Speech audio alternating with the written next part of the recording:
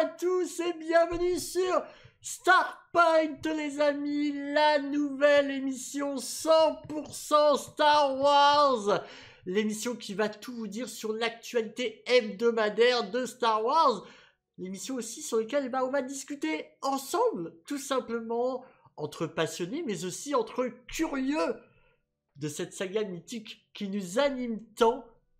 Nous allons faire de l'actualité, nous allons faire de la discussion, mais nous allons aussi faire du gaming en deuxième partie, parce que Starpoint, c'est une émission qui se passe en live sur Twitch. Oui, vous pouvez la vivre en live sur Twitch tous les mercredis soirs à partir de 20 h, mais vous pouvez aussi la voir sur YouTube, et peut-être que certaines personnes nous regardent en ce moment sur YouTube, et c'est là où je disais que c'est en deux parties, parce que sur YouTube, vous l'aurez avec la partie actu, la partie gaming, en séparé. Merci. Et ça d'ailleurs vous le verrez de temps en temps évidemment, parce que évidemment comme je vous le disais, on le vit ensemble avec les gens du chat. Et merci Steve pour ton abonnement sur Twitch. Merci à toi, c'est adorable. Merci beaucoup pour l'abonnement au 9e mois sur la chaîne. Merci, merci beaucoup. Sur ce, bienvenue sur Starpoint. 1 heure d'émission à peu près. L'avantage, c'est qu'on est sur Internet, donc ça peut être un peu moins, ça peut être un peu plus. Mais d'actualité, et de l'actualité, je peux vous dire qu'il y en a eu actuellement sur Star Wars. Et il y en a en vérité un peu tout le temps. Donc c'est ça qui est cool, véritablement. Merci à tous ceux qui rejoignent le live au fur et à mesure. N'hésitez pas à partager le live sur les différents réseaux sociaux, mais la chaîne YouTube aussi. D'ailleurs, pour ceux qui sont sur Twitch, vous pouvez faire .! Starpoint pour pouvoir voir la chaîne YouTube. Et de l'autre côté, ceux qui sont sur Twitch, vous aurez le lien. Ceux qui sont sur YouTube, vous aurez le lien sur la description pour pouvoir accéder à la chaîne Twitch où ça se passe.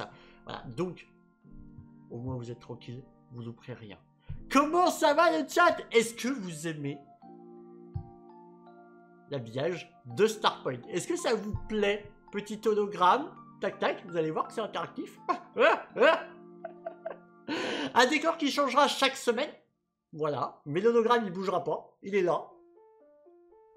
Donc voilà, et c'est là où va se passer les actus. Vous allez avoir toutes les actus ici. En tout cas, coucou à tous, j'en profite du coup, coucou Alison, coucou Guska, coucou Chaton, coucou Guignard, coucou Juju, Force Ghost Production, coucou à 3, coucou Raltor, coucou à tous, véritablement Mélissou, bien évidemment, la lance de Mifa, bienvenue Kessus, évidemment mes modos de chic, de choc et de charme qui sont présents. Merci à tous d'être présents, franchement. Mon Pixel, merci d'être là pour cette première. On va commencer par une actualité, les amis, qui est tombée là, il y a à peine quelques minutes. Un cadeau de la part d'Ubisoft. Ils se sont dit, apparemment, que je manquais un peu d'actualité pour cette semaine. Pour la première de Starpoint, il fallait frapper fort. Et ben, vous savez quoi? Hop, on y va. La première actu, elle va tomber dans 3, 2, 1. Star Wars Outlaws passe Gold et ne devrait donc avoir aucun retard. La sortie est toujours prévue pour le 30 août, je le rappelle. Voilà, et il est déjà Gold 2 mois avant la sortie. Ça veut dire que ça leur laisse quand même pas mal de temps pour faire un patch Day One. Je vous connais comment ça se passe, voilà. Ça veut dire que là, clairement, à Star Wars Outlaws, le fameux Star Wars Open World d'Ubisoft développé par Massive, eh ben, aïe, il est jouable de bout en bout. Il y aura des correctifs évidemment, ils vont bosser à plein régime comme pour chaque sortie de jeu, mais ça y est, il est Gold, il va pouvoir être envoyé au pressage, il va pouvoir être envoyé au format disque sous boîte, sous blister, etc. C'est plus qu'une question de quelques semaines avant de goûter à ce Star Wars Outlaws. Ça, c'est une très bonne nouvelle. Franchement, vous l'attendez sur le chat, ce Star Wars Outlaws. Dites-moi, hein, franchement, ou est-ce que pour vous, je sais pas, par exemple, est-ce que vous avez peur parce que c'est un jeu Ubisoft, par exemple? Moi, je vous le dis, hein, honnêtement, Ubisoft, pendant des mois, des années, ils m'ont perdu. Ils m'ont beaucoup déçu. Et donc, du coup, bah, jeu après jeu, j'avais quand même beaucoup de mal. Et quand le projet Star Wars Outlaws est arrivé, personnellement, j'étais extrêmement méfiant. Je voulais me préserver en mode non mais te hype pas, je sais que sur le papier c'est grandiose, je sais que le côté open multi-world véritablement fait rêver de fou, ça se passe à une super époque, enfin ce qu'on a à faire a l'air d'être trop cool et tout, mais j'avais très très peur parce que c'était Ubisoft, parce qu'il y a eu Avatar derrière de Massive et qu'aujourd'hui bah, on peut pas forcément dire que le Avatar Frontier of Pandora, beaucoup de gens en parlent encore, même s'il y a un DLC qui arrive, bah je suis désolé mais il n'a pas forcément marqué les esprits. Donc concrètement, est-ce que vous aviez peut-être un peu peur et tout? Moi j'avais un peu peur véritablement, mais j'ai vu tous les trailers, j'ai vu le gameplay, j'ai vu tout ça et j'ai été trop hypé. Je trouve ça absolument incroyable ce qu'on a vu, donc trop hâte. Donc l'info c'est que le studio de dev ne serait pas en retard, c'est un peu ça, c'est un peu ça qui existe. Je suis pas un fan de la licence mais franchement ce jeu je vais y jouer, c'est évident, même si c'est Ubi, nous dit Laurent. Et est-ce que c'est pas peut-être le grand retour d'Ubi, hein, véritablement? Ils ont fini par m'attraper en vitesse lumière, nous dit Allison. Je l'attends, nous dit Gugu. Gagnard qui est pas du tout à la base un passionné de Star Wars, qui est en train de découvrir Star Wars. C'est incroyable. Et il est en train de kiffer. Ah, Juju qui dit oui et oui, il l'attend. Donc voilà, franchement, il y a que l'androge qui joue à Avatar. C'est pas faux. Franchement. Avatar j'ai adoré mais c'est très répétitif et pour ma part c'est plus la nostalgie d'enfant pour toi Mifa, mais Avatar c'est quand même pas si vieux. La licence Avatar ça va encore, hein. Nous vieillit pas plus qu'on ne l'est la lance de Mifa. Peur qu'il soit répétitif, c'est ce qui peut être craint dans un open world aussi massif, mais bon on verra. Écoutez on verra, mais en tout cas ça y est, hein. Il est véritablement sur la droite, j'ai trop hâte. Évidemment que quand Star Wars Outlaws sortira, on y jouera, évidemment. Ça va être la bruit. Fais-toi aussi les animés après le second. Ah, tu veux qu'il se fasse Clone Wars direct derrière? Au départ, il me faisait peur, mais lors de la conf, j'ai adhéré. Même s'il n'y a pas de Sith ou de Jedi, ça reste l'ADN de Star Wars. Alors, let's go! Alison qui nous dit ça. C'est une jolie friandise. Oh, une très très belle friandise, Clone Wars. Clairement. Donc franchement, voilà. Ça, c'était quand même la première information. Et je suis joie, voilà. Elle date d'il y a à peine quelques minutes avant qu'on fasse ce live Start Point. Ça, c'est vraiment trop cool. Au premier coup d'œil, Outlaws ne me parlait pas. Ils m'ont eu avec le trailer de gameplay de l'Ubi Forward. Alors d'ailleurs, pour information, il y a eu la build de gameplay qui a été jouée pendant la Summer Game Fest, qui est tombée sur les internets. Alors, c'est pas de manière officielle, elle n'est pas sur la chaîne YouTube d'Ubisoft. Il y a eu une partie qui a été montrée sur Jeux Actu, je crois. Mais tant qu'elle n'est pas présentée par Ubisoft, je ne voulais pas vous la présenter. Ça se fait pas trop. Mais si vous voulez la voir, sachez qu'elle existe. Il y a 30 minutes de gameplay, les 3 missions qui ont été présentées pendant la Summer Game Fest, qui ont été mises sur internet, mais qui n'ont pas été supprimées en plus de ça. Donc bon, à qui veut, il suffit de taper Star Wars Outlaws gameplay, vous prenez une build de 30 minutes, et vous allez pouvoir en voir plus, à moins que vous vouliez vous gardiez. On dirait ça dans Harry Potter. Gardiez le trailer.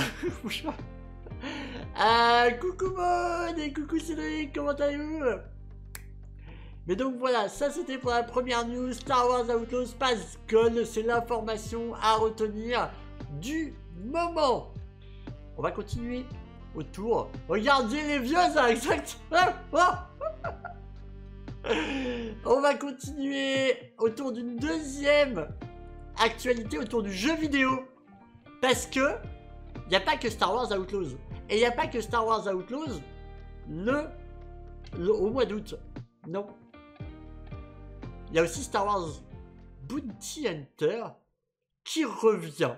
Alors, là, on est encore sur l'actu Outlaws, mais je vais switcher et on va regarder ensemble le trailer. Ça, c'est de la pub, évidemment. On s'en fiche. Hop. Et on est parti. Star Wars Bounty Hunter Remaster qui revient le 1er août. C'est une autre information et vous allez voir qu'il y a des particularités pour les possesseurs de la PS5. On va découvrir ça dans quelques instants.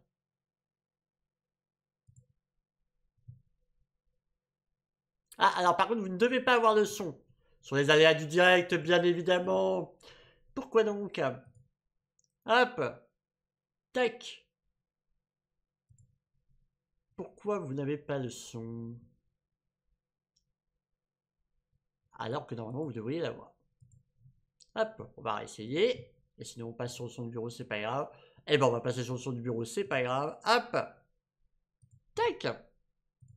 Ça marchait juste avant, évidemment, mais sinon, c'est pas drôle. Allez. Tac. Lord Tyrannus, our cloners require a host. You must find an ideal specimen. It's among the galaxy's most dangerous mercenaries. Star Wars Bounty Hunter.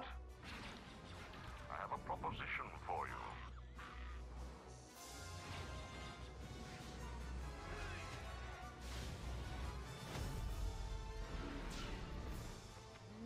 No, Jango. It's too dangerous even for you.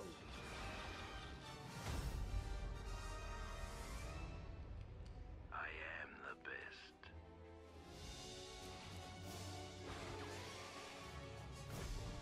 Always was. Qui arrive donc le 1er août sur Steam, et donc sur PC, sur Nintendo Switch, Xbox One et Xbox Series, PS5 et PS4, et avec une particularité pour les possesseurs de PS5, on va y venir dans un tout petit moment. Et coucou Axou, comment ça va?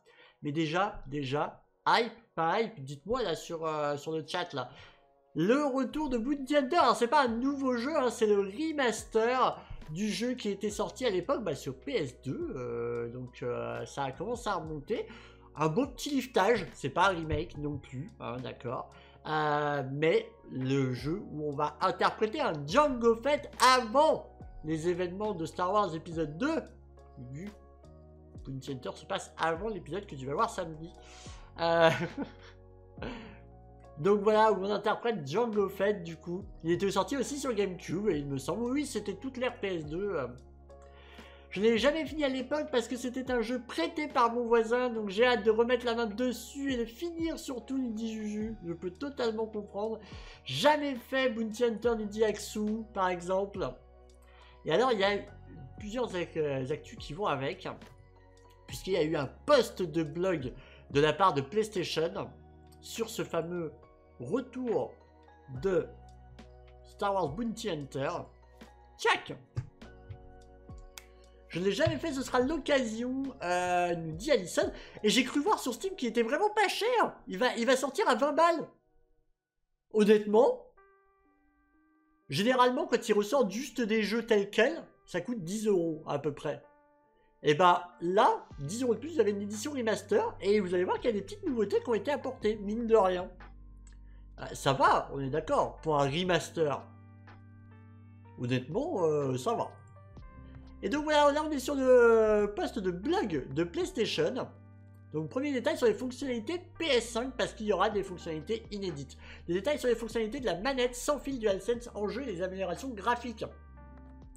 C'est une vraie bonne question de savoir si sur PC, vu que la DualSense est 100% pris en compte pour les jeux PlayStation, ce sera le cas aussi pour ce Bounty Hunter.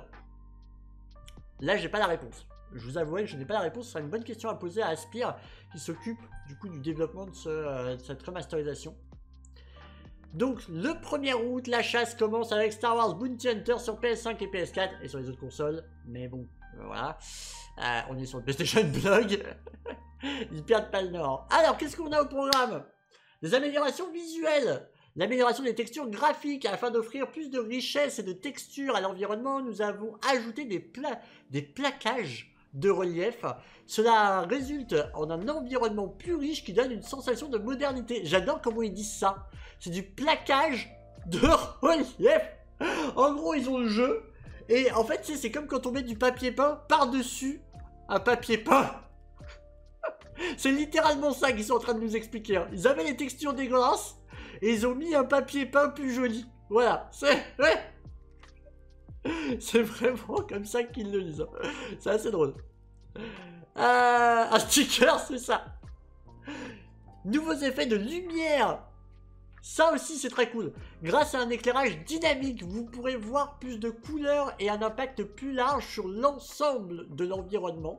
Chaque tir provenant des blasters de Django illuminera ses alentours. Alors aujourd'hui, ça peut paraître évidemment logique, sauf qu'à l'époque de la PS2, un tir de blaster, ça éclairait pas les environs. C'était un trait. Donc maintenant, la lumière sera dynamique, y compris sur les tirs de blaster. Piou piou, exactement. Il y a une promo, d'ailleurs, à 18 € sur Xbox. Voilà, donc ce qui prouve que même sur console, ça sera 20 € pour tout le monde, mais avec des petites promos en plus. Et alors là, grosse particularité donc de la DualSense. Ah non! D'abord, nouvelle lampe torche. Si vous trouviez que certaines zones étaient sombres, nous aussi. C'est marrant ça. Nous aussi, il y avait des moments du jeu où on voyait que dalle, où on éclaircissait la télé. Nous avons ajouté une lampe torche pour mieux naviguer dans ces zones sombres. Donc ils ont même rajouté des petites features de gameplay en plus. Franchement, sympa. Hein. Et alors là, regardez, ça c'est la grosse feature de la PS5. Exclusif aux joueurs PS5. Bon, bah, je pense que la question que je me suis posée tout à l'heure, savoir si on prend la DualSense et qu'on y joue sur Steam, est-ce que ça marche? Ça semble non. Exclusif aux joueurs PS5, nous avons utilisé les fonctionnalités de la manette DualSense sans fil pour améliorer votre expérience de chasseur de primes. La question est vite répondue. Exactement. Les gâchettes adaptatives. Chaque arme de l'arsenal de Django procurera une sensation unique. Donc les gâchettes adaptatifs qui vont être pris en compte. La communication vocale. Nous avons redirigé les communications radio de Django vers le haut-parleur de la manette sans fil DualSense pour une expérience encore plus immersive. Franchement, ça peut être très cool. Et enfin, et ça c'est la petite feature que j'aime bien, la barre lumineuse rencontre barre de vie. J'aime bien que... Et franchement, leur tournure de phrase est assez drôle. Et je suis sur le PlayStation Blog FR, hein, c'est volontaire. C'est pas... Voilà. Utilisez la barre lumineuse sur votre manette comme indicateur visuel du niveau de vie de Django. Ça se fait déjà sur plusieurs jeux, mais ce qui est cool, c'est de le faire sur un remaster. Voilà. C'est pas des nouveautés. Tout ce que je vous ai lu là, c'est pas des trucs incroyables. Aujourd'hui, on y est habitué sur les jeux récents. Mais n'oublions pas qu'on est sur un remaster. Donc, ils ont ajouté des features de gameplay. Ils ont ajouté des fonctionnalités avec la manette. Ils ont corrigé des problèmes. Voilà. Et ils ont fait du papier peint. C'est quoi Dark Force Remaster, du coup? Alors, attention. Dark Force, c'est un autre jeu qui est déjà sorti en remaster. C'est un FPS très à l'ancienne. Lui, il est déjà sorti, pour le coup. C'est du... Alors, tu sais qu'à l'époque, il était quand même plutôt apprécié. Hein. Mais, voilà. Donc, c'est un autre jeu. FPS un peu, vraiment à l'époque, au jus de l'époque Doom-like. Tu vois, vraiment les premiers Doom, premier Wolfenstein dans la DA, tu vois. Donc, c'est vraiment avec, tu sais, les ennemis en sprite 2D, mais sur des environnements... les environnements en 3D, donc vraiment remémore-toi à l'époque de Doom, des premiers Doom, c'était la même chose, mais dans l'univers de Star Wars, et donc c'était un autre jeu ça, ouais, mais le remaster est vraiment honteux pour le coup, il y a eu zéro effort, je peux comprendre, et c'est là où aussi on peut être un peu frileux, c'est que c'est Aspyr qui est derrière ce remaster. Et c'est vrai qu'Aspyr en ce moment, c'est pas folichon. C'est plus les Aspyr de l'époque justement où ils participaient à KOTOR, à tout ça. Là, c'est vrai que les dernières sorties d'Aspyr, elles sont pas fameuses. Et en tant que fan de Star Wars, on sait tous que à la base, il y avait donc, il y a toujours un remake de Star Wars, Knights of the Old Republic, qui est en préparation. Ça devait être Aspyr qui devait s'en occuper. Ils n'y sont jamais arrivés. C'est Saber Interactive, donc ceux à qui on doit le prochain Warhammer 40K et le prochain jeu Jurassic Park, qui s'en occupent. Bonne nouvelle, en avril ils ont dit, parce qu'on n'avait plus de nouvelles, hein. En avril ils ont dit que le projet KOTOR Remake du côté de Saber est toujours en route. Ça c'est officiel. C'est vrai qu'on manque un peu de nouvelles. Et voilà, Aspyr en ce moment c'est un petit peu complexe. À voir, là c'est quand même juste un remaster. Donc bon, on peut se dire qu'ils s'en sortent. Qu'ils vont s'en sortir, il n'y a pas de raison. Mais il y a une autre particularité. Une particularité que je ne connaissais pas. Que j'ai découvert là en lisant ce post de blog. Restaurer Boba Fett. Alors, alerte spoiler. Django Fett, Boba Fett, pour ceux qui n'ont pas vu les films, mais bon, je pense à Gugu, mais Django, évidemment, c'est le père de Boba Fett, en tout cas, le père, j'allais dire le père biologique, le père chrono-biologique, du coup, c'est biologique, genre, mais ouais, c'est comme son enfant, voilà. Les fans les plus acharnés de Star Wars Bounty Hunter ont peut-être entendu parler d'un easter egg qui avait été laissé dans le jeu à l'époque. Une texture très basse de résolution avec un message écrit en Aurebesh. Aurebesh, c'est le langage, c'est l'écriture de Star Wars. Le langage, c'est le basique et on écrit en langage Aurebesh. En tout cas, dans la plupart de la galaxie. Et ce message, c'était « Cash in all bounty to play as Boba ». Donc, entendez par ça, faites toutes les primes pour pouvoir jouer Boba. Bien que ce message existât, la fonctionnalité en elle-même n'existait pas à l'époque. Donc, même si vous aviez terminé le jeu à 100%, vous ne pouviez jouer qu'en tant que Django Fett. Nous avons donné vie à cet easter egg. Donc après avoir terminé la campagne, vous pourrez recommencer le jeu en vous équipant d'un skin Boba Fett. Nous espérons que vous aimerez revisiter l'histoire de Django. Rendez-vous le 1er août sur PS4, PS5, je le dis évidemment sur Xbox One, Xbox Series, Nintendo Switch et PC. Voilà, ça sort sur toutes les consoles et PC. Le remaster de Bounty Hunter, voilà, qui arrive.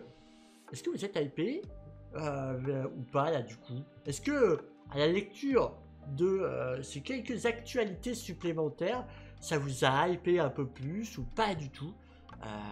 Dites-moi. Ouais, j'ai vraiment hâte, me dit Juju. Je sais pas si j'ai pu souvenir si le gameplay, il est, je crois, déjà disponible en version vanilla, version classique, sur le PlayStation Plus Premium, il me semble. Mais vraiment dans sa version vanilla complète. Je sais pas si le gameplay a vraiment vieilli ou pas, c'est ça qu'il faudra voir, hein, parce que bon, un remaster c'est un remaster. Ils ont pas l'air d'avoir touché au gameplay à proprement parler, ils ont juste rajouté des features. Voir si aussi c'est encore bien jouable, quoi. Peut-être, nous dit Axu. Ouais, je vais le prendre, nous dit Alison. Hypé, oui, nous dit Cédric. Moi, hypé, perso, nous dit Gugu.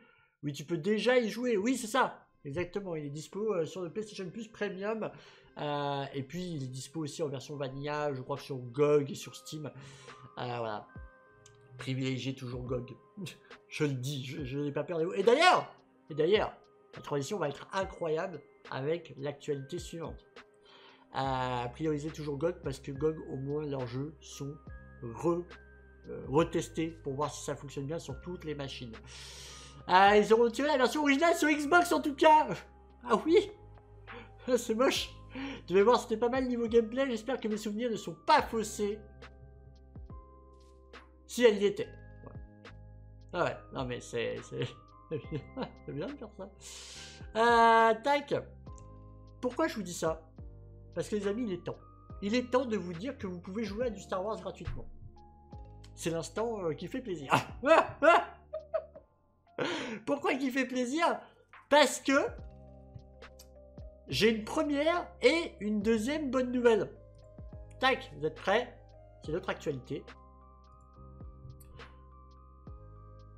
L'instant giveaway, exactement. C'est l'instant giveaway. Star Wars Battlefront 2, la version classique de 2005.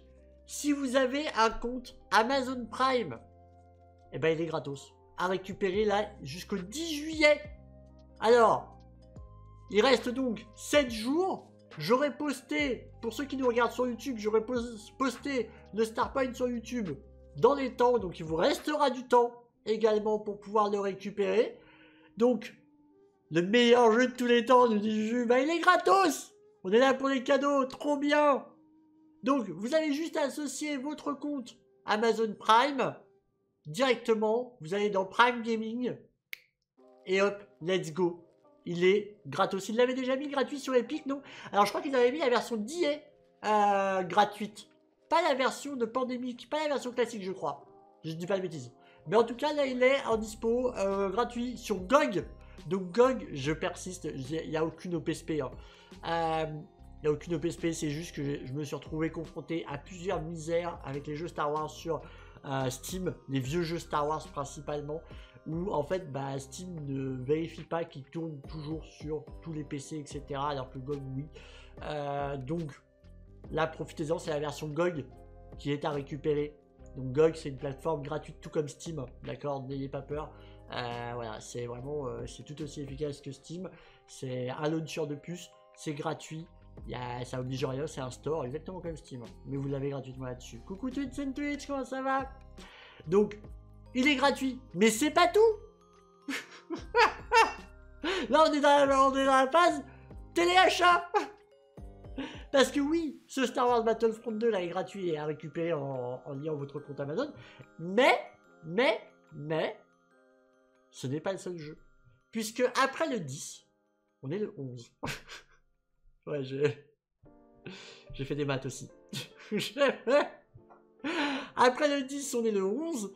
Et donc, le 11, il y aura un autre jeu Star Wars.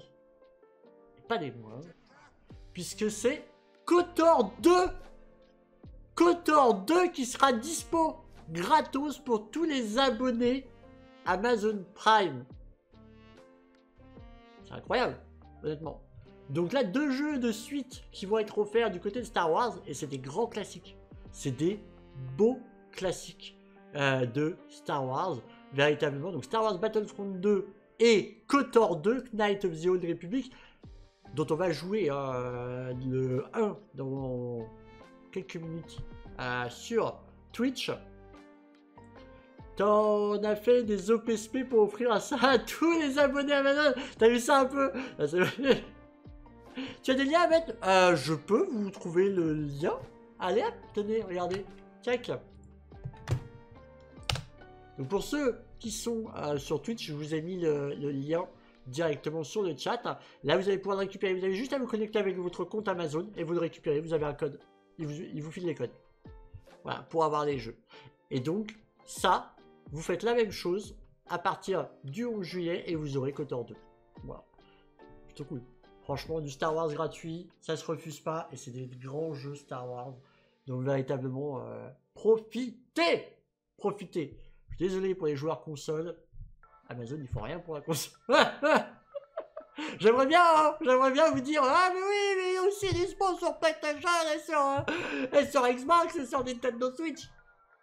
Malheureusement. Non, pas du tout. Pas du tout Twitch Twitch pour ce coup. Il y a des jeux qui sont à une durée déterminée. Mais là, non, c'est offert. C'est des codes GOG offerts. Donc non, là, il y a pas de limite de temps, si c'est la question. Il y a certains trucs hein, que, en effet, Amazon Prime Gaming fait dans un temps duré. C'est des jeux à jouer pendant un certain temps. C'est pas le cas de cela. Là, vous allez repartir avec. Donc franchement, plutôt cool. Franchement, trop cool. J'ai pris. Tu m'étonnes, Lulu. Tu m'étonnes.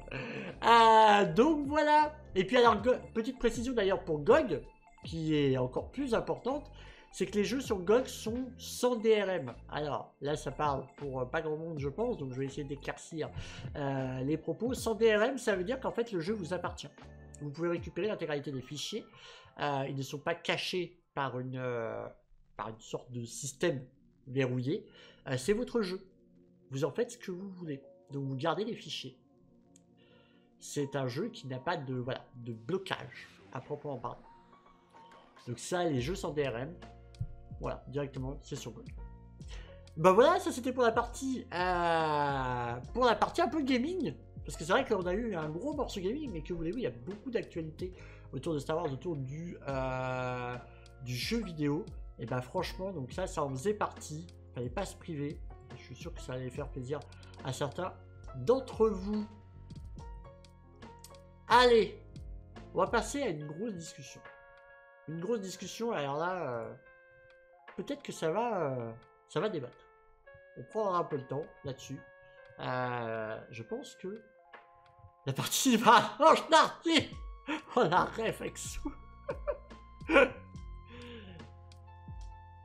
Filoni a pris la parole il y a peu de temps dans un podcast et il a dit pas mal de choses sur l'avenir de Star Wars, y compris, et on y reviendra là dans ce Starpoint, sur l'avenir du film Mando. Vous savez qu'il y a un film qui est prévu pour le mois de mai 2026 qui clôturera ce qu'on appelle le Mandoverse, c'est-à-dire toutes les séries Mandalorian, Ahsoka, Boba Fett.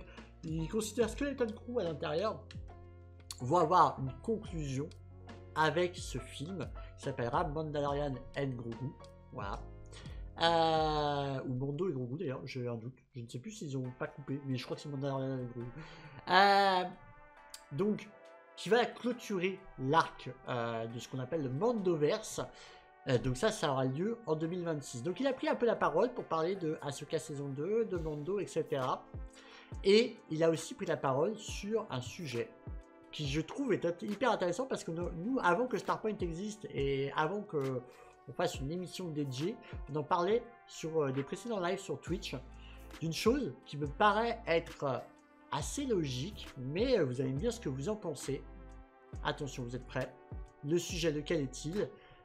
Dave Filoni discute de la possibilité d'un Star Wars classé R. Alors, qu'est-ce que ça veut dire classé R? Pour ceux qui se posent la question, parce que ça, c'est une estampillation américaine.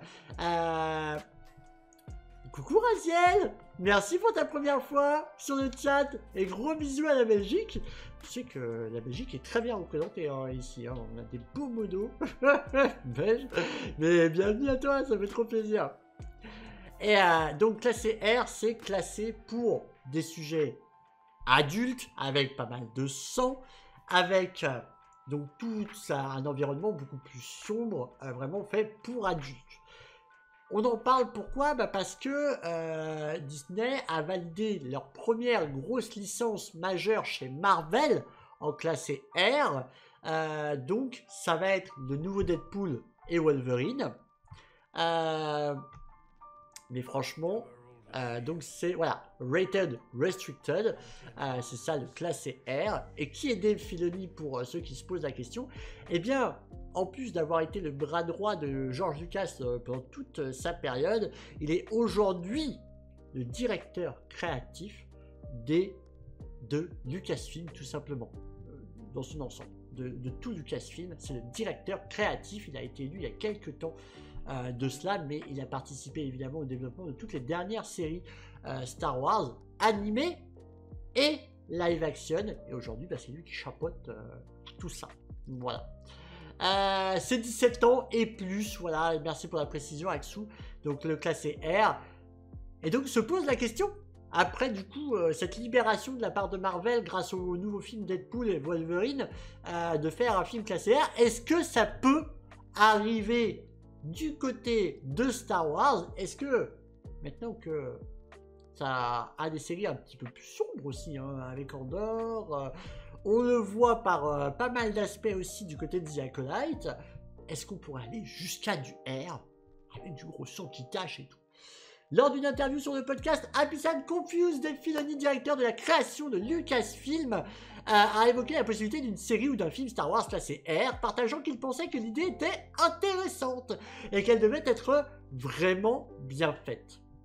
Bien sûr, je veux dire, je ne sais pas. Je pense que c'est intéressant, a déclaré Filoni, à propos de la possibilité d'un versement côté R. L'essentiel est que, quoi que nous fassions, cela doit être vraiment bien fait. La considération de la note R intervient un mois avant la sortie en salle de Marvel Deadpool & Wolverine, le premier film classé R du studio. La star Ryan Reynolds a récemment déclaré qu'il était vraiment fier de Marvel pour avoir autorisé la notation. C'est un grand pas pour eux. Cela ajoute toute une couleur à cette roue kaléidoscopique, merci pour le mot, qu'est cette entreprise et les différentes personnes qui divertissent depuis toujours. Filoni a déclaré qu'il avait des considérations similaires pour Star Wars. Je pense que quand vous regardez quelque chose qui est considéré comme différent comme Andor, c'est tellement bien fait. Et Tony Gilroy, donc le showrunner de Andor, et son équipe font un travail tellement phénoménal que je pense qu'il y a un public pour ça. Je pense qu'avec ce public, je veux aussi continuer à toucher l'imagination des enfants avant qu'ils puissent grandir et apprécier ces choses. Il a ajouté: la franchise englobe tous les types de styles et la créativité de l'histoire particulière qui la conduit est la chose la plus importante. Et ils devraient faire quelque chose qui reste dans leur zone de confort. Sinon, nous devons imaginer que tout le monde va entrer et se faire passer pour George Lucas.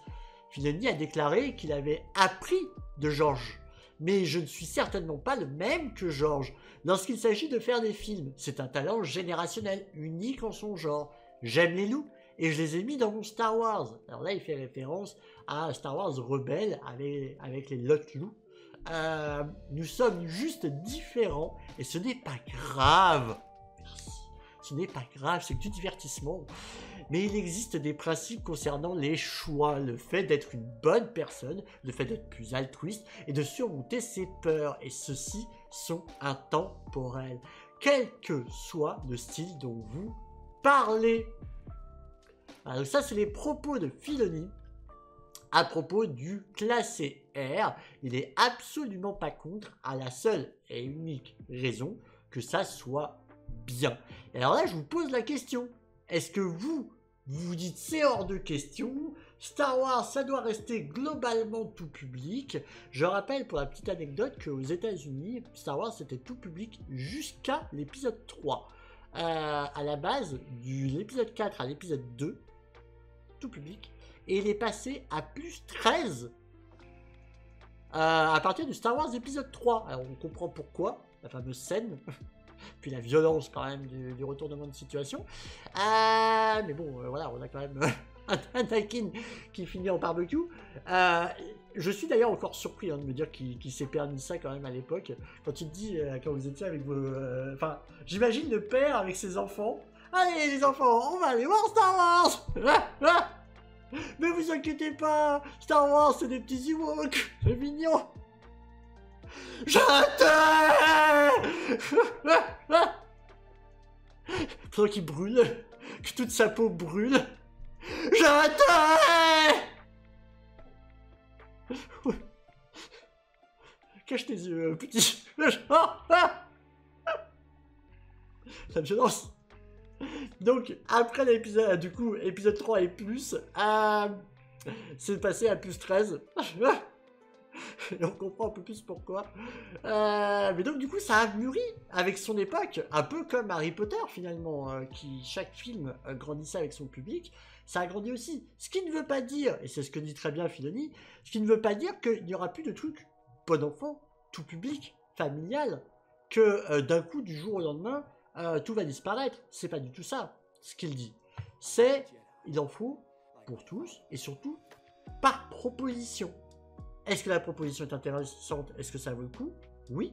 Alors, ne nous limitons pas au fait que ça doit être tout public. Faites-vous plaisir si c'est intéressant. Qu'est-ce que vous en pensez? Franchement, qu'est-ce que vous en pensez? Est-ce que vous pensez que Star Wars ne doit pas bouger de son statut? Ou est-ce qu'au contraire, qu'il doit se libérer un petit peu de ça et proposer du tout à partir du moment où ça vaut le coup?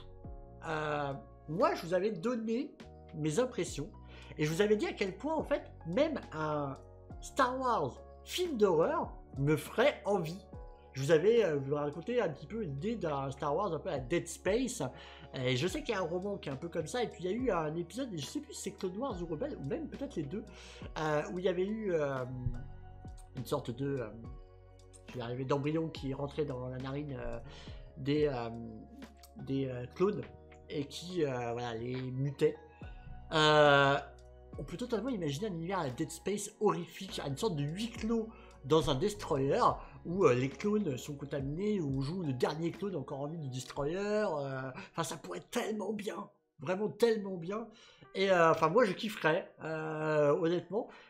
Tout est possible avec Star Wars. Star Wars est une galaxie. Moi, je suis complètement en accord, mais à 1000% avec ses propos, véritablement, et je trouve ça trop cool. Star Wars doit évoluer, je suis 100% d'accord, nous dit Juju, varier un peu. Moi aussi, nous dit Cédric. Gasca, je suis d'accord, il en faut pour tout le monde. Et RN. Juju, c'est la force de cette licence. Il faut la faire prospérer sur tous les tableaux, y compris classé R. Tac. Ça te plairait, mon petit synopsis? Est-ce que un de mes modérateurs sur Twitch pourrait faire un petit sondage, savoir si vous mettez Star Wars classé R, point d'interrogation, oui, non, pour savoir si ça vous hyperait ou pas. Juste un petit oui, non, Star Wars classé R, pour voir un petit peu si le chat est plutôt d'accord, même si pour l'instant, en tout cas, de ce que je lis, ça a l'air d'être plutôt de l'avis, en tout cas, de Dave Filoni. Star Wars, techniquement, c'est pas pour les enfants, il y a des membres tranchés, des gens qui brûlent, des têtes coupées. Alors, j'y mettrai des nuances, Alison, puisque à la base des bases, en base des bases, George Lucas avait construit Star Wars comme des films pour enfants. Ce sont ses mots. Les choses ont évolué, par contre. Les choses ont évolué. Mais à la base, il avait même fait beaucoup de téléfilms, hein. On se souvient du téléfilm des Ewoks, des téléfilms des Ewoks, de beaucoup d'animés. Il y avait eu les dessins animés Droids, les dessins animés encore une fois Ewoks, etc. Il était très connoté pour les enfants à l'époque, en tout cas au début. Aujourd'hui, ça a déjà beaucoup évolué. Comme ils l'ont fait pour le MCU avec le dernier Doctor Strange, ça serait bien d'avoir une dimension horreur dans Star Wars, voire même dirigée par Sam Raimi, soyons fous. Pourquoi pas, en vrai. Pourquoi pas?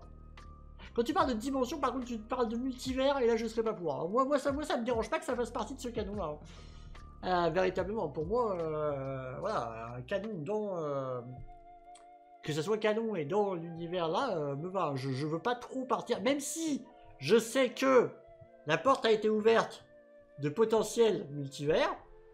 Voilà. On le sait maintenant, enfin, on le sait depuis Rebelle. Un peu plus maintenant, mais voilà, j'aimerais quand même que ça reste le plus possible dans le canon, en tout cas qu'ils assument. C'est clair, tout est possible avec cet univers. Bah, c'est ça, ce que je citais clairement, on peut totalement imaginer. Il y a le sondage, hein, n'hésitez pas à aller voter, les amis. Star Wars spatial, est-ce que vous seriez pour ou contre? N'hésitez pas à le dire. Vous avez le sondage qui est juste au-dessus, si vous ne le voyez pas, vous pouvez rafraîchir, y compris votre téléphone. Oui, ok, ça marche, Axel. Donc, tu veux dire une bonne ambiance horrifique. Ça marche. Et voilà. Donc ça, c'était quand même l'information, et j'ai l'impression, en tout cas, de ce que je vois, hein, au point de vue du sondage, que vous êtes unanime, en tout cas sur Twitch. Vous êtes à 100% d'accord avec les propos de Dave Filoni. Vous êtes absolument pas contre du Star Wars classé R.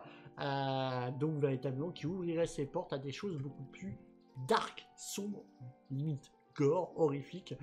Tout est possible à condition que ce soit bien fait et que bah voilà, l'idée soit là, l'idée plus que la classification. C'est en tout cas ce qu'a voulu dire Dave Filoni. Ça se fait un peu dans Star Trek, donc je vois pas pourquoi ça pourrait pas se faire sur Star Wars. C'est vrai.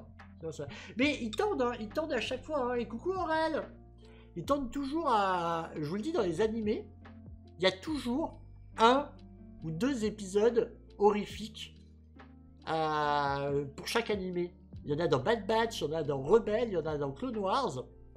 Et voilà, ils tentent toujours de faire des petits trucs un peu, ouais, c'est un peu horrifique, horrifique pour les plus jeunes, etc., mais quand même horrifique. Donc on sent que ça les appâte, ils savent qu'il y a du terreau là-dedans. Voilà en tout cas pour les propos de Dave Filoni, c'est pas tout à fait fini, puisque il a été un petit peu bavard, et là ça va être un peu plus rapide de ce côté-là, puisqu'il a aussi parlé donc de la suite, de l'avenir du Mandoverse, lors de ce podcast, toujours la même chose. Il a été bavard, donc annoncé l'année dernière, donc là je suis sur Planet Star Wars, vous avez vu que j'essayais aussi de varier un peu les sites, et je parle pas des sites, vous l'avez ou pas, annoncé l'année dernière à Star Wars Celebration Londres, le futur film réalisé par Dave Filoni donne de ses nouvelles. Pour info, ce dernier sera centré sur la Nouvelle République et les personnages vus dans la période liée à The Mandalorian. Interrogé lors du podcast, donc épisode Confused, le réalisateur a confirmé que le projet était à un stade de développement normal, et nous en dit un peu plus. Je dirais que j'ai déjà une scène d'introduction que j'aime beaucoup. C'est pas mal. Et là, le début. Je suis vraiment excité par ce projet de film. Je suis excité à propos du potentiel qu'il y a à le réaliser. Mais en ce moment, je me concentre vraiment sur la saison 2 d'Ahsoka et ce qui se passe dans la galaxie à ce moment-là.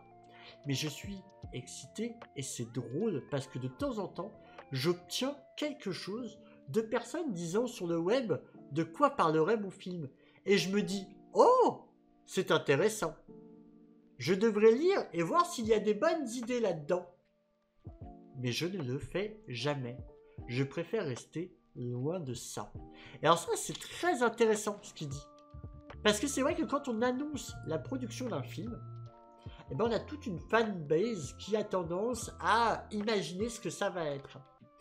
Et à l'image un petit peu de Lost à l'époque, où les créateurs avaient officiellement dit qu'ils avaient pris des idées des fans à droite et à gauche pour faire perdurer les saisons, ce qu'ils estimaient être des bonnes idées, Filoni se l'interdit. Et j'ai presque envie de dire que c'est même peut-être un peu mieux. Parce que le problème, c'est que à trop se laisser hyper par les fanfictions, la vision de la fanbase, on peut s'y perdre et du coup perdre en créativité. Et finalement ne pas surprendre son public. C'est Hideo Kojima qui disait que lui, il cherchait constamment à trahir les attentes de ses spectateurs. Parce que si tu t'y attends, tu t'y attends. Et c'est dommage. Alors que s'il est le seul dans son prisme, avec sa créativité, ça surprend. C'est là où il y a évidemment ce débat avec l'épisode 8 de Star Wars, donc Les Derniers Jedi, de Rian Johnson, où il a cherché à trahir le public, à les surprendre. Moi, ça fait de Star Wars épisode 8 un film Star Wars que j'aime profondément. Mais évidemment, ça a fait débat. Ça a fait des déçus et ça a fait des heureux. Ça se fait beaucoup dans le catch, mais je trouve que t'as pas la même interactivité sur les séries. Je peux comprendre. Oui, je vois ce que tu veux dire. Je vois ce que tu veux dire, Axo. En effet, c'est bien la surprise. Bah ouais, c'est sûr. Mais voilà, après, je peux comprendre aussi que ça soit tentant. Parce qu'en vérité, des bonnes idées, les fans, ils en ont assez souvent. Donc ça peut être tentant de se dire j'aurais bien regardé d'autres bonnes idées. Mais il se dit en tout cas qu'il se l'interdit. Et je trouve que c'est la bonne chose à faire. Mais ça doit vraiment pas être simple. Ça doit vraiment pas être simple.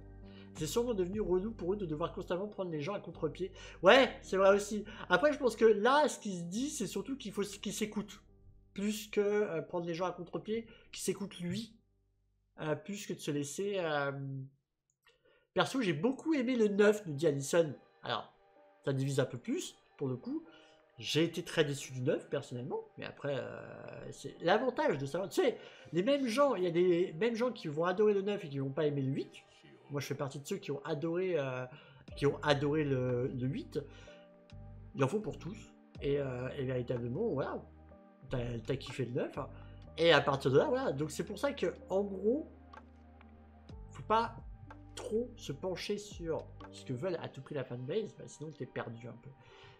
Plutôt bon propos de la part. Il n'y a pas forcément grand chose à redire. J'ai testé toute la trilogie Disney, personne ne dit Mélissou, au moins ça a le mérite d'être clair.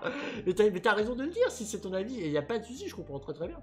Et du coup, bah, Mélissou, même question. Du coup, la trilogie, mais par contre, est-ce que les spin-offs, genre Rogue One, Solo, pourquoi pas le film Solo, ou les séries, est-ce qu'il y a des choses que tu as aimé, moi aimé? J'ai analysé à ma façon et je me suis fait des ennemis avec mon analyse. Fiche-toi les ennemis. Véritablement, à part si tu veux du débat constructif, c'est super intéressant et il y en aura, franchement il y en aura. Moi je suis pour du débat, vous êtes libre de dire que vous n'avez pas aimé ça, je m'en fiche, je veux juste que ça soit respectueux, c'est la seule chose que je demande. Derrière, allez-y, vous n'avez pas aimé ça, vous pouvez me le dire, vous pouvez en débattre, vous pouvez expliquer le pourquoi du comment, ou juste dire bon, je n'ai pas aimé parce que je n'ai pas aimé, et il n'y a aucun souci, voilà, vraiment, pas de souci. Derrière, voilà, la seule chose qui est demandée, et ça sera impératif, c'est que ça soit juste respectueux, les gars. Franchement, voilà, juste ça. Respectez-vous les uns les autres. Il y a des gens qui n'aiment pas la même chose que vous, tout simplement. Je rigole en vrai, mais...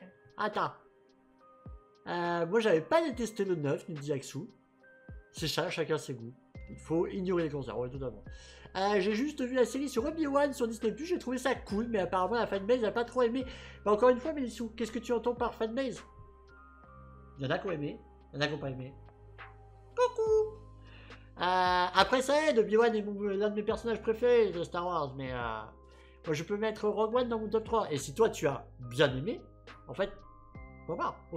En vérité, il n'y a pas de vérité absolue. En vérité, c'est qu'il n'y a pas de vérité, voilà. Bon. Là, c'est parti dans les Sinastro. La seule chose que j'ai reproché au 7, c'est qu'on comprend rien, qu'on quitte le 6 avec l'Empire qui perd, et dans le 7, on se retrouve avec le Premier Ordre. Là, je me suis perdu. En fait, le Premier Ordre s'est construit avec les restes de l'Empire.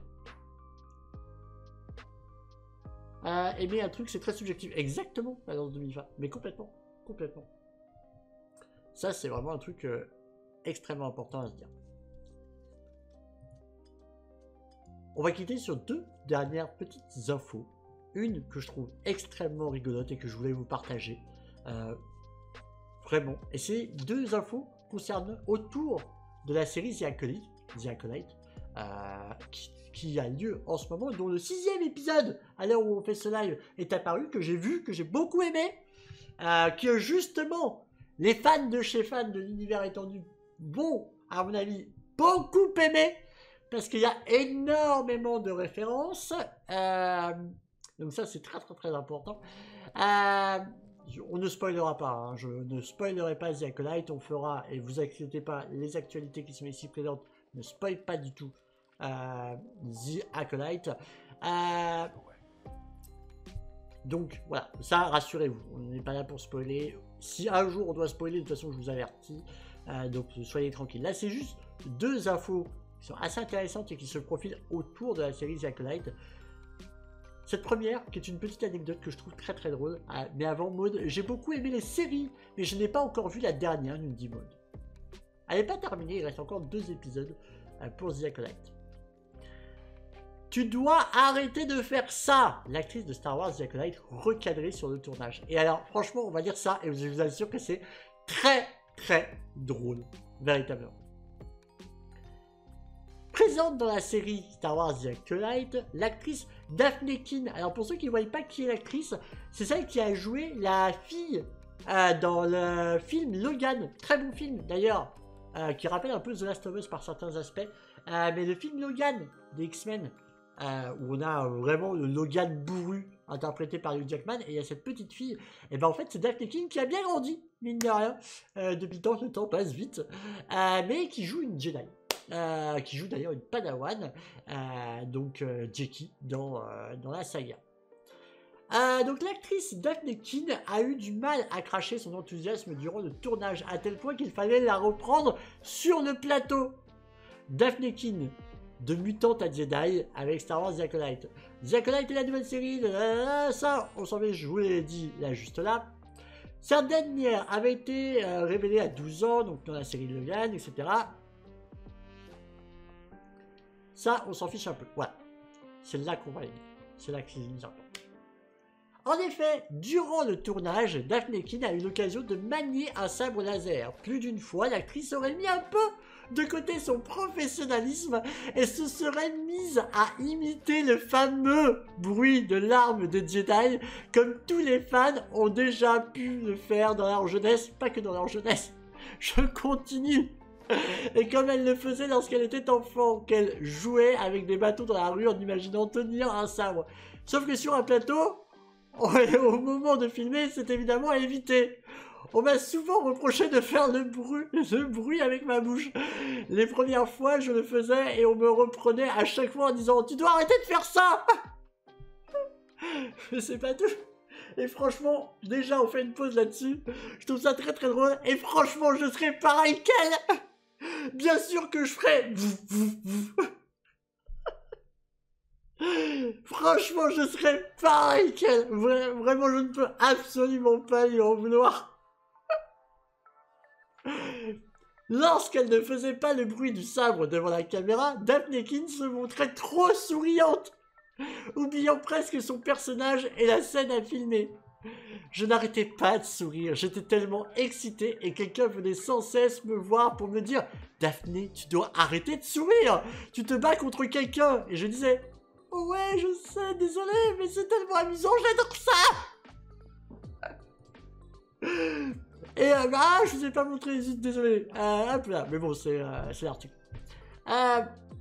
Donc, mais franchement, je trouve ça, je voulais vous le partager parce que je trouve ça tellement beau.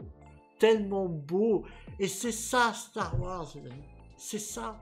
C'est ça l'esprit Star Wars. Avoir des gens comme ça qui sont heureux de tenir un sabre laser et faire... Oui. Oui, 1000 fois, oui. Et c'est pas grave, bah c'est chiant pendant le tournage. Elle a été recadrée et honnêtement, elle est très bien dans la série. Elle est très très bien. Donc véritablement, elle a été recadrée, elle a fait les choses comme il faut. Mais c'est une passionnée, elle vit son plus grand rêve. On serait tous des putains de gamins devant ça. Elle joue dans Star Wars. Juste, excusez-moi. Donc franchement, je comprends totalement son enthousiasme. Et je voulais vous partager ça parce que je trouve ça 1000 fois trop mignon. Voilà, donc... Hop.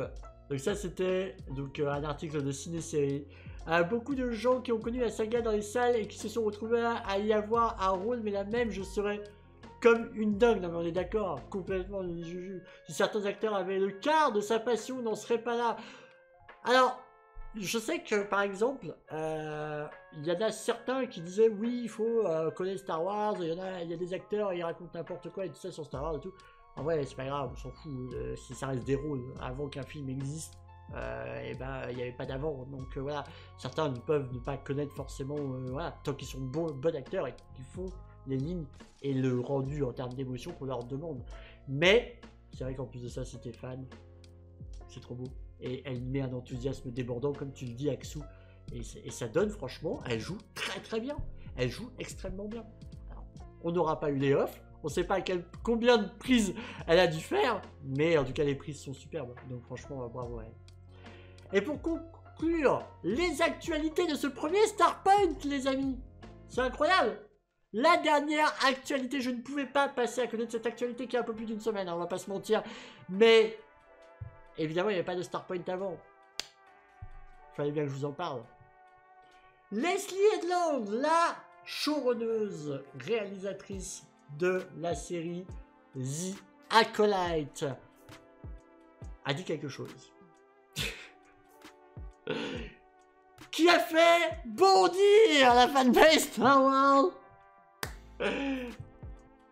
Elle souhaiterait tout simplement adapter en live action Knights of the Old Republic. réputé pour être le plus grand jeu vidéo de l'histoire de Star Wars, et même pour certains fans, la plus grande histoire tout court de Star Wars. Alors, allons voir un petit peu ce que nous dit Leslie dans une interview avec le média espagnol Omelette.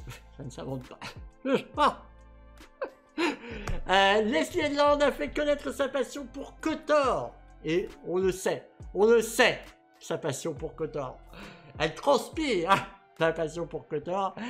Et un personnage en particulier, Kreia, alias Dark Kreia, une puissante maître Jedi tombée dans le côté obscur qui fonda un nouvel ordre Sith avec ses 2 apprentis près de 4 millénaires avant la naissance de l'Empire. Et coucou famille, coucou, comment ça va? J'ai toujours rêvé d'explorer une version live action de Knights of the Old Republic, et en particulier du personnage de Kreia. Je crois que ça serait l'une des meilleures histoires de cet univers à adapter sur nos écrans. À la vue actuelle de la série, elle n'est pas finie, il reste 2 épisodes. Sachez que Leslie est une personne qui aime profondément l'univers étendu de Star Wars. Mais genre, vraiment beaucoup. Pour l'instant, les clés de mon côté, c'est validé à 1000%. Mais qu'elle se fasse plaisir de fou!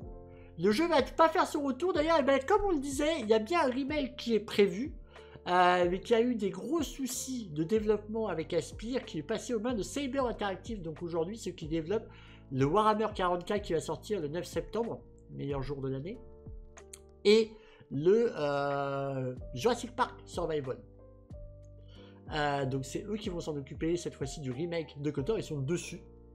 On attend des nouvelles, mais ça prend son temps, évidemment. Mais vu le jeu, il faut prendre son temps. Mais écoutez, pour ceux qui ne connaissent pas, justement, on va se retrouver dans quelques minutes pour le découvrir ensemble. Mais en tout cas, voilà, ça c'est la grosse nouvelle. De mon avis, ne pas faire une série. Ça demande trop de moyens de faire quelque chose autour de KOTOR. Il faut que ça soit des films. Après que tu fasses des séries à côté, pas de problème. Mais faites-nous une trilogie. Faites-nous une trilogie KOTOR, je vous en supplie. Vous êtes bien parti pour. En vérité, ça fait longtemps que depuis même le rachat de Disney, depuis même Kathleen Kennedy, que KOTOR est dans les fonds de tiroir en mode on se lance pas. Ils sont extrêmement frileux. Les premières déclarations de Kathleen Kennedy après le rachat de Disney et les projets de films, elle avait parlé de KOTOR déjà, puis ça avait été oublié. Parce qu'il y a eu les Star Wars Story, dont Solo qui avait mal marché, etc. Donc il y a eu cette grande pause au cinéma de Star Wars, qui est toujours actuelle, et qui va se décloisonner à partir de 2026. Mais il y a eu cette pause voulue. KOTOR, là, à la dernière Star Wars Celebration, il y a eu la frise chronologique. KOTOR n'est pas canon par le jeu, mais est canon par la chronologie. La Old Republic existe bel et bien, et KOTOR, le mot KOTOR, Knights of the Old Republic, a été prononcé plusieurs fois par Kathleen Kennedy. Il y a des références de plus en plus poussées aujourd'hui autour de l'univers de KOTOR, donc ça sent bon. Mais s'il vous plaît, franchement, on est d'accord ou pas là? Sur le chat, dites-moi, cinéma ou série? Cinéma, une trilogie, non? Moi je serais chaud pour ça. Vivement le jeu Jurassic Park, bah oui, franchement. Il y a un jeu sur Jurassic Park, oui.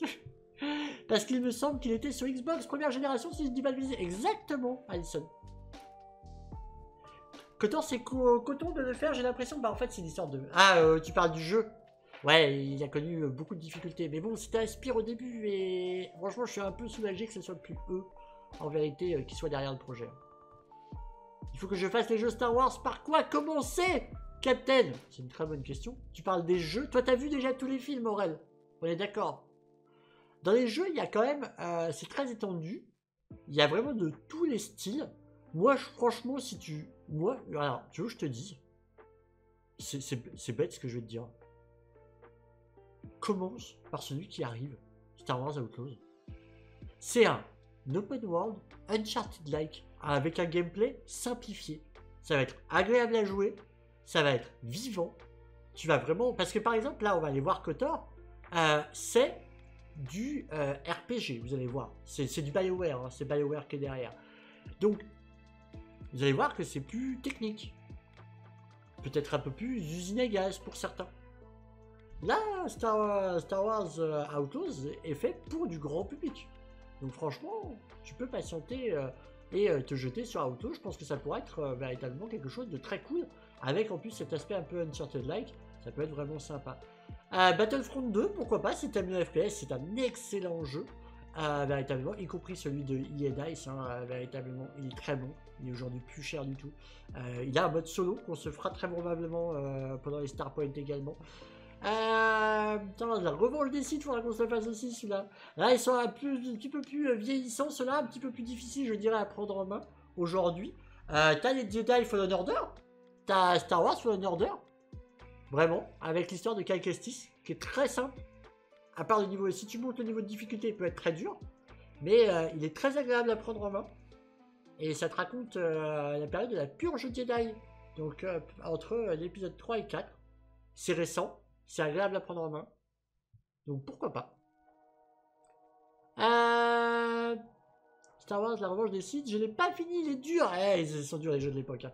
On avait fait hors Starpoint le Star Wars épisode 1 là, juste la semaine dernière. On a fini, mais ça a été dur. Hein. Ça a été très très dur.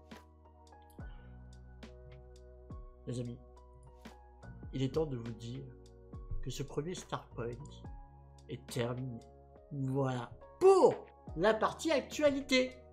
Et pour nos amis qui nous regardent sur YouTube, sachez que la partie live continue, que vous pourrez nous retrouver tous les mercredis en live sur Twitch. Il y a le lien dans la description.